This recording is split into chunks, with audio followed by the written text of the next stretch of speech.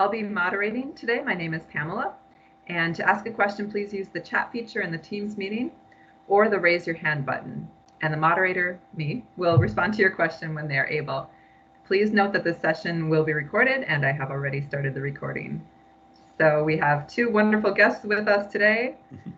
Please feel free to introduce yourselves and tell us about your program.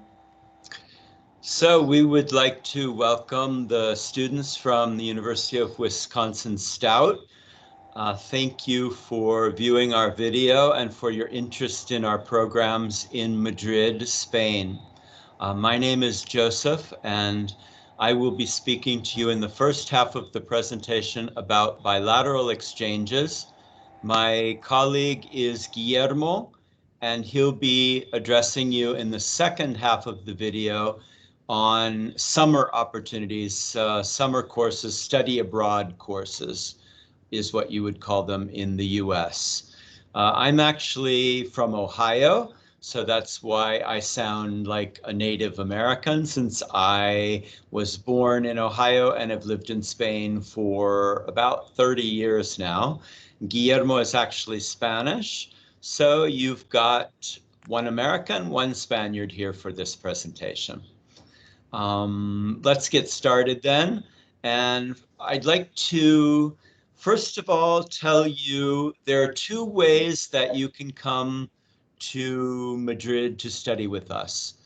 One is through bilateral exchange with your university. Bilateral exchange means that students from Stout pay at Stout, and students from Comillas pay at Comillas, and then the exchange is made.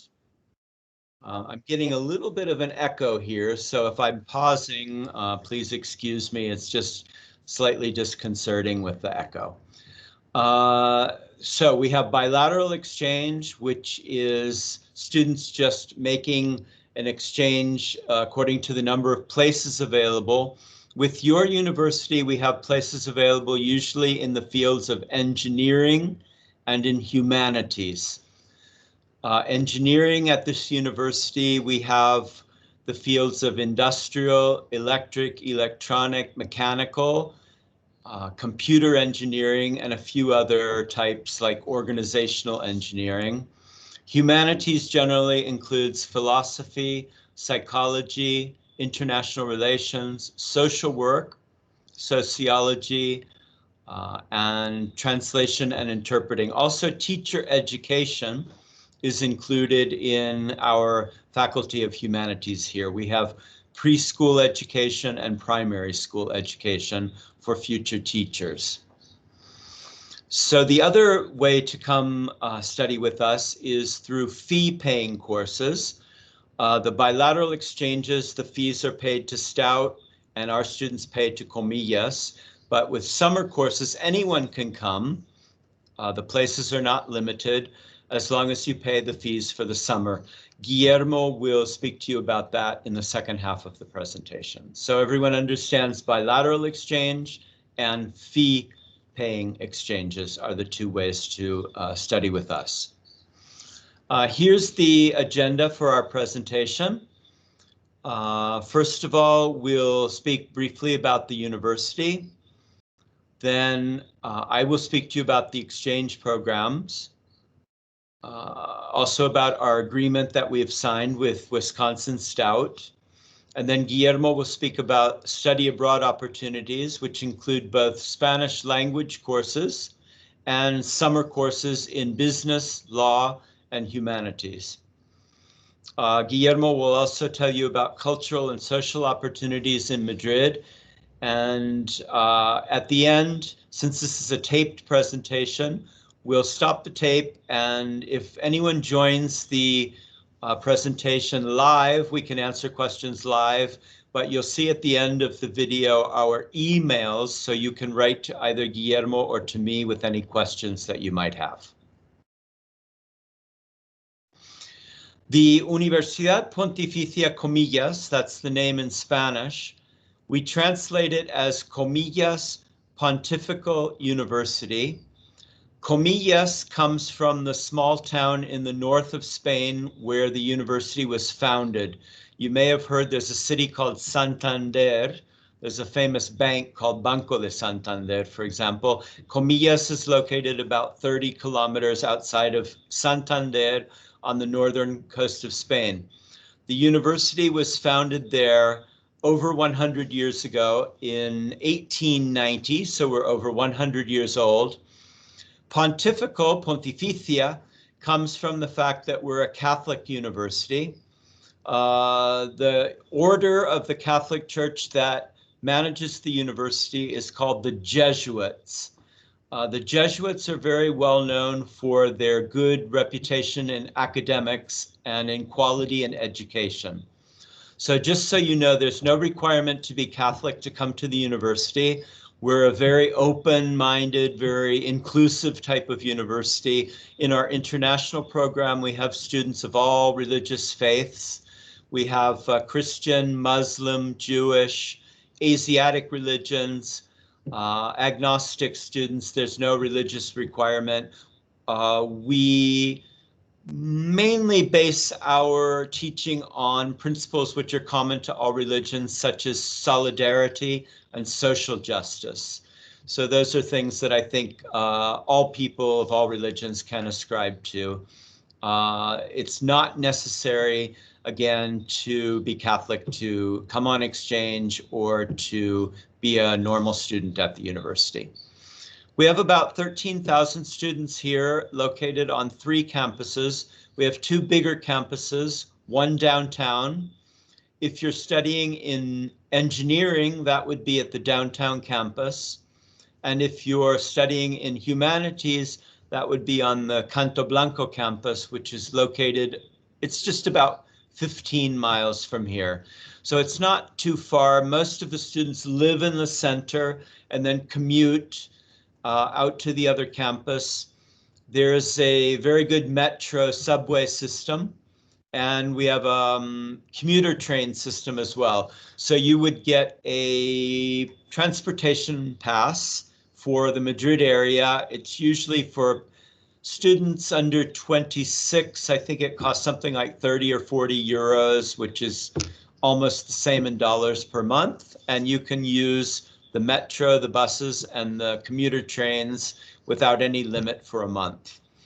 It would take maybe an hour to get to the other campus, but the trains are very, very comfortable, and most students take reading or homework to do. So when they're doing their commute, they just use that time to do some work on the way out and on the way back to their lodging in Madrid.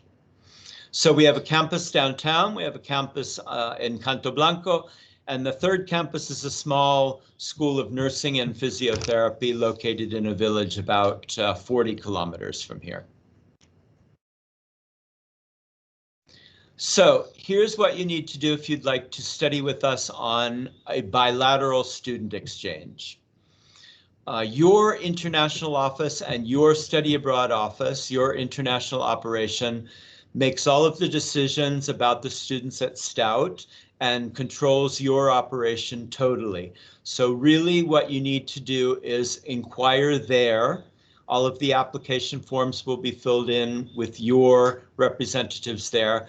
But what you can do, first of all, is to have a look at our web page, which will be www.comillas.edu, and it's available in English as well. You just click on EN for English.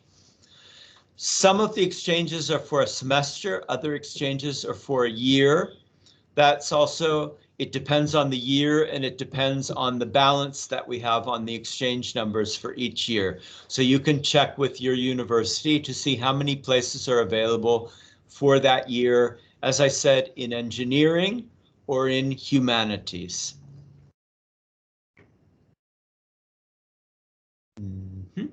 Here's a shot of our web page, which is the www.comillas.edu/en for English. It's available in Spanish, of course, with ES for Español.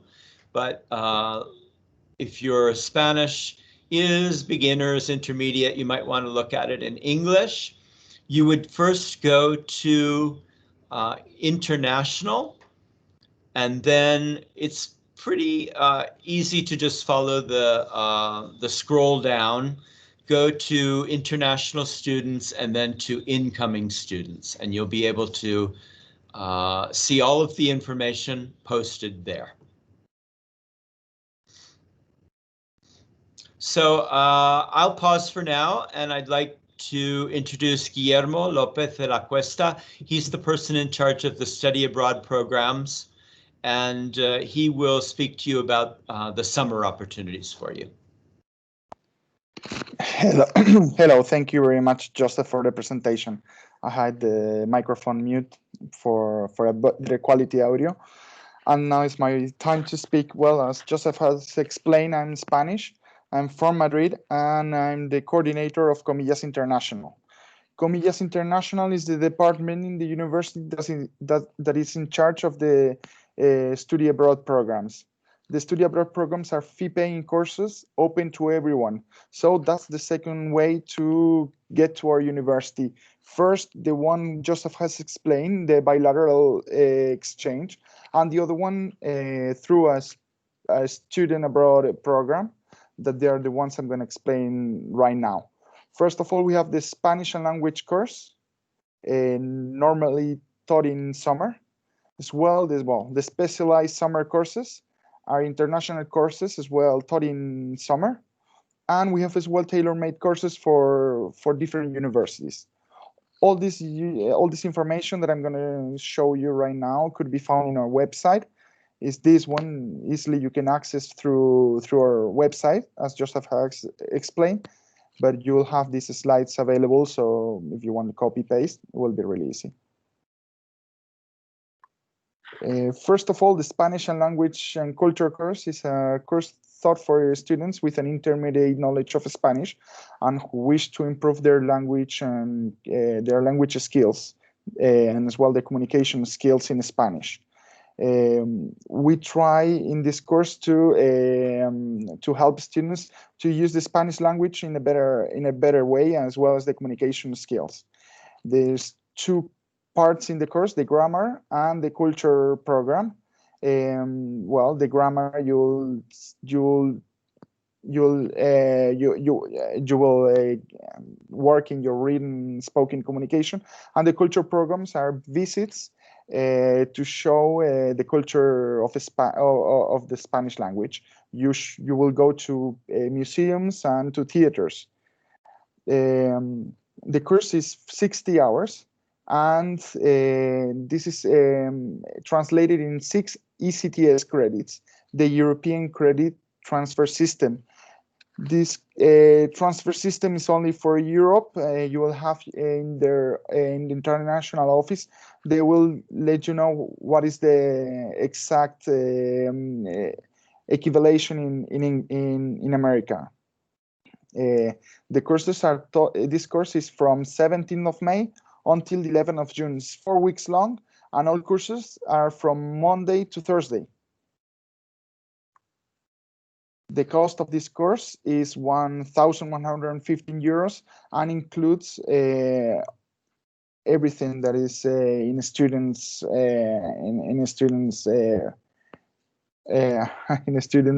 well, as a normal student, a student card, access to all the university facilities, as the gym, cafeteria, library, and computer facilities. And after the completion of the course, a diploma is given and a transcript with the grades. This transcript could be submitted to your home university for a possible validation of the courses. And all cultural visits are included in the price. The other course we have is the specialized summer course. This is our international courses in the areas of business administration, law, engineering, humanities, and international relations. We try to englobe in these summer courses all the knowledge we have in the different faculties that Joseph has explained. I'm gonna go through each one of them because I think each one is different and might interest you in a different way. We have 7 courses, 7 summer courses. 2 of them are taught in English and the other ones are taught in Spanish. So maybe you will have more interest in this case for the digital marketing and digital business that is taught in English, and innovation on the 4th industrial revolution in a globalized world. But well, I'm going to go through each one of them in case you have some Spanish knowledge that will help you with the course. Business management is thought for business background, and previous knowledge on business is required. The European Union and international law as well requires a small previous knowledge on law. This will give you a possibility to benefit from the content of the course. Digital marketing and digital business, there is not a previous knowledge required, so you can enter in any year of your university. Innovation and of the 4th industrial revolution in a globalist world is not require a previous knowledge, so you can enter in any year of the university. Management strategy is focused only for engineering students and taught in Spanish. Marketing, public relations and protocol taught in Spanish, and a previous knowledge is required as well. And ethical values and human rights, there is no previous knowledge required, but it's taught in Spanish. To be able to enroll in any of these courses, you should be enrolled at your university in the same level of studies as I explained in each one. The course is 90 hours, 80 hours of classes and 10 hours of cultural and technical visits. This will traduce in 9 credits, 9 European credits, and it's a 4-week long course. And we have 2 periods. One goes from the end of May, 24th of May, until the 18th of June, and the other one from the 20th of June to the 23rd of July. The courses are from Monday to Thursday. If you're interested in one of these courses I have explained, you should see in our website in which period it's each one. The cost is 1,455 euros and considers all the aspects of the other course: a student card, access to the university facilities, diploma, transcript, all the cultural visits and technical visits are included. Well, it's something really, now it's time to tell you why Madrid is a good place to study or to live. First of all, we have to consider that Madrid is the capital of Spain and it's located nearly in the middle of Spain. That means that you have an equal distance to every major city in Spain. You have a really easy access by bus, by train, or by car. As well, the airport is located not really far from the university. It's 15 kilometers away. We're really close. And Madrid airport has direct flights to every major city in Europe. You have many options of airlines. So you cannot miss to visit all Europe. We have a huge facilities of culture in Spain. We have really good museums like the Museo del Prado that has one of the most influential art galleries in the world. And as well, we have plenty of theaters, expositions, indoor and outdoor, and many other things. Gastronomy is enormous. You can go from Mediterranean cuisine to tapas, that I found the best way to socialize in the streets of the sport and leisure. We have 2 of the most of the best soccer teams in the world, Real Madrid and Atletico. I'm not really fond, but if you go to see a football match, it's enormous. It's huge. The ambience here in Madrid, and I cannot leave before speaking about the nightlife or even the street life of Spain. You can do anything from Monday to Sunday. It doesn't matter what day of the week it is. You can go outside of the street and you can do anything from tapas, as I explained it. You can go to walk and you'll find all the city really crowded, so don't miss it. And well, that's everything from now on. Now will be the time for the question and answer, but like this is a pre-recorded session.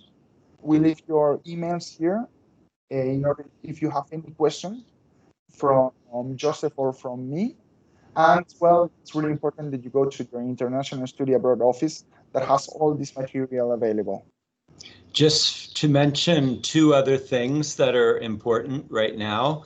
First of all, we have lodging accommodations available in Madrid. The students and mostly parents are worried about accommodations associated with both bilateral exchanges and summer programs. Usually what we do is put you in touch with our accommodations providers in Madrid. We work with several companies that provide lodging for students. It's fairly easy. They charge a fee of usually less than 100 euros, so it's really worth it to do it. They'll send you a questionnaire and ask you all kinds of questions about what type of lodging you would like. We have possibilities to live with a family. That could be with full board, with all your meals, half board, no board. The advantage of living with a family is also that you have sort of a protective unit in the family around you, and you can practice your Spanish with the family. Usually at meals, there's conversation in Spanish. But also we have shared apartments available. We have private university residences. We don't have our own dorms on campus. It's a private university located in downtown Madrid, so it would be difficult to have our own dorms. But we work with private residences around Madrid, which are just like American dorms. So that's available as well. All different types of lodging is available. And then the second thing I wanted to mention is the situation with the coronavirus at the moment. As you know, there's a worldwide pandemic, so the situation is pretty bad in all countries around the world. We're hoping that maybe by the second semester of next year or by the summer that the situation will be a lot calmer. So hopefully you can go ahead with your applications. We'll just monitor the situation as things develop.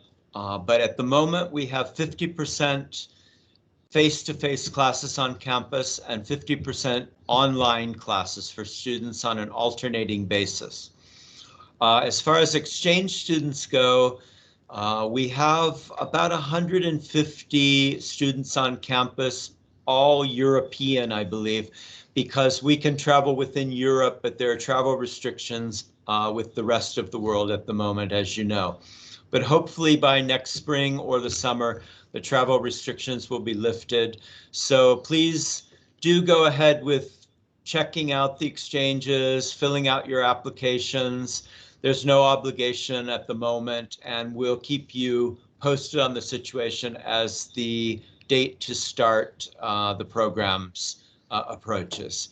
So thank you very much for your attention, and we really hope to see you here in the spring, in the summer for next year for both the bilateral and the summer programs. Thank you very much to everyone for your attention. Thank you very much. Is it okay if I ask a few questions? Sure. Okay. So my first question, you were just talking about the coronavirus. I'm wondering if some of these courses, I guess, Guillermo, this would be for you, for the courses you talked about, would those potentially be available online for students? Or is that something that really should be just done in person for the experience? We have the materials and we have all the informatics facilities to make them online at any time. So we're waiting a month or 2 months to see how the coronavirus develops. But every course that we offer face-to-face could be done as well virtually. Okay. So Good to know. we're ready. The teachers are prepared, and we have the computer, the informatics system to do it. Great. As And far for as the bilateral exchanges, excuse me for interrupting, go Pamela, I know that the schools and faculties are preparing an online offering for international students for the spring semester. So you should check if you're applying for engineering, you can check with the engineering coordinator. And if you're applying for humanities, I've already seen the offering in the humanities faculty for the spring semester. So I believe that it will be possible to do an online exchange in the second semester. Of course, students are a little disappointed about that because they want to travel to Spain and spend time in Spain. But if that's not possible, I guess the second best thing would be to do an online exchange. Right. And some students may not be able to afford the extra cost of travel, but they may be interested in taking a course in exchange. Right. That's a good point too. Another related question to that, some of the courses in summer are taught only in Spanish. How would students know if they're at an appropriate level to take the course? What are the requirements for that? Well, an intermediate level could be a good level, but I encourage the if they don't have a good level, they should take the English ones. Before we didn't have any offer in English, and this year we started with the 2 English courses, and I hope they're well received. But for the Spanish level, it should be an intermediate level, because most of the students that will join with them, they're Spanish speakers students. Yeah, I think it's great that you're offering some in English now, because a lot of our students don't have that high Spanish proficiency. They may have a couple of courses, but I'm not sure if it would be high enough. But yeah, that's great. We have a large program with the Tecnológico de Monterrey in Monterrey, Mexico.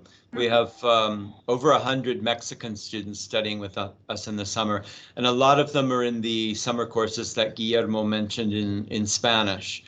So if you have any native Spanish speakers, they of course would be perfect for the courses. Spanish majors, for example, would probably fit in well. And I think you're correct in advising students with a lower level of Spanish to take the courses in English. Mm-hmm. Yeah. If not, the Spanish and language culture course is the perfect course for them. Yes. I think that would be great. Sounds fun. I want to take it too. Obviously my Spanish needs help. You learned that from the first second you met me, so maybe I'll do that. You're welcome. I also had a question. Joseph, you spoke about accommodations. Is there any kind of average cost that students could expect per month, or is it? I know there's a variety of options available. Right. The prices will vary according to the type of accommodation, and there's all different sort of standards of accommodation. But in general, I've seen for homestay with a family, for the month, that usually, I believe, runs in the area of 800 or 900 euros.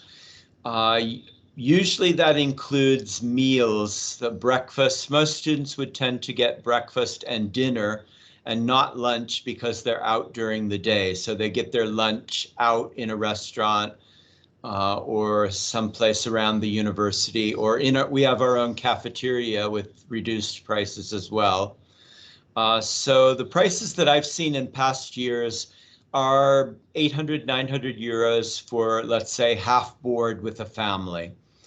Then we have shared accommodations, say in apartments. Those can run from 300 to 500 euros for the month for each person. So say if 2 people are sharing something that costs 800 euros, each person would be paying obviously 400 euros. But what we do on the questionnaire that we send out is we ask students what price they're interested in paying, and we try to look for something that students can afford.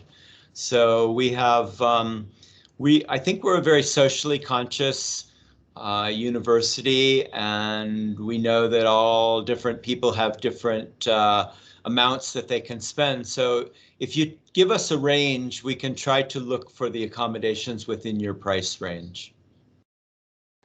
That's great. But just to mention, Madrid is a European capital city, so capital cities are usually more expensive than, say, cities in other parts of the country. It would be the same if you go to New York City, or generally Wisconsin would have more reasonable prices than New York City. The same would be true in Madrid. It's a little bit more expensive, but you have the huge advantage of the things that Guillermo was mentioning before, all of the nightlife that Madrid has, the cultural life, the cinemas, the theaters, the opportunities to travel around Spain. So you might pay a little bit more for accommodations in Madrid, but you certainly get a lot more advantages as well in living in the capital of Spain. Sure, absolutely. It looks like a beautiful place to visit. Well, I hope students take advantage of this opportunity, and I'm going to just share, let's see if I can share my content. Mm-hmm. Just for, let's see, can you, yeah, is it showing? Yes, we can see Oh, it. it is showing. Okay. All right. So for anyone who's watching this recording, I want to let you know that you can email studyabroad@uwstout.edu and talk to an advisor about this opportunity. And we hope that you'll find something that's a good choice for you. And I'll stop the recording now if I can find out how to do that. There we go.